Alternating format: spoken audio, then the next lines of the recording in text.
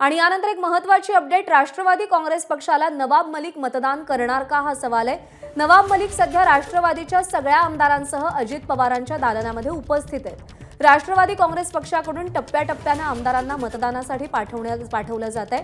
राष्ट्रवादीकडून दिलीप बनकर, प्रकाश सोळंके, किरण लहामटे आणि नवाब मलिक मतदानासाठी रवाना झालेत। काही वेळापूर्वी नवाब मलिक यांनी राष्ट्रवादी काँग्रेस शरदचंद्र पवार पक्षाचे प्रदेशाध्यक्ष जयंत पाटील यांची देखील भेट घेतली आहे। एक एक मत या निवडणुकीमध्ये अत्यंत महत्त्वाचे आहे आणि त्यामुळे नवाब मलिक कोणाला मतदान करतात हे पाहणं देखील तेवढंच महत्त्वाचं आहे।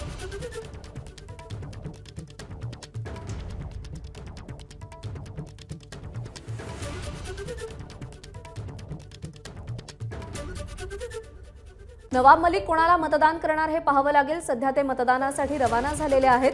राष्ट्रवादी शरदचंद्र पवार पक्षाचे प्रदेशाध्यक्ष जयंत पाटील आणि नवाब मलिक यांची भेट झाली आहे, पण नवाब मलिक हे सध्या अजित पवार गटाच्या आमदारांसोबत एका चेंबरमध्ये उपस्थित असल्याचं पाहायला मिळालं। त्यामुळे नवाब मलिक नेमके कोणाच्या बाजूनं, ते कोणाला मतदान करणार याची उत्सुकता आहे। निलेश बुधावले आपले प्रतिनिधी सध्या आपल्या सोबत आहेत। निलेश, एक एक मत या निवडणुकीत महत्त्वाचं आहे। नवाब मलिकांसंदर्भात काय अंदाज? प्रज्ञा, काही वेळापूर्वीच नवाब मलिक यांना राष्ट्रवादी काँग्रेस शरदचंद्र पवार पक्षाचे प्रमुख जयंत पाटील यांची भेट घेतल्याचं आपल्याला पाहायला मिळालं होतं आणि त्यानंतर राष्ट्रवादी काँग्रेस पक्षाची जी अजित पवार गटाच्या कार्यालयामध्ये बैठक सुरू आहे त्या बैठकीला देखील नवाब मलिक जाऊन आल्याची माहिती आहे। त्या संदर्भातला व्हिडिओ देखील एबीपी माझाच्या हाती लागलेला आहे। त्यामुळे आज नवाब मलिक नेमकी कुणाला मतदान करणार हे पाहणं महत्त्वाचं राहणार आहे। आज विधान परिषदेची निवडणूक अतिशय महत्त्वाची आहे। राष्ट्रवादी काँग्रेसला आपले दोन्ही उमेदवार पहिल्या निवडून आणायच्यात आणि एकूण 46 मतांची त्यांना गरज आहे। नवाब मलिकांचा विचार केला आणि नवाब मलिकांना जर ॲड केलं तर राष्ट्रवादी काँग्रेस पक्षाकडे स्वतःचे 40 आणि 2 अपक्ष असे 42 आमदार आहेत। यासोबतच अजित पवार यांनी इतर 4 मतं गोळा केलेले आहेत अशी देखील माहिती मिळते। त्यामुळे 46 मतं ऑलरेडी अजित पवारांकडे आहेत आणि अजित पवार पहिल्या प्रेफरन्समध्ये आपले दोन्ही उमेदवार निवडून आणू शकतात अशी देखील शक्यता वर्तवण्यात येते। मात्र एक मत यातलं महत्त्वाचं आहे ते नवाब मलिकांचं। नवाब मलिक कुणाला मतदान करतात हे देखील पाहणं महत्त्वाचं राहील।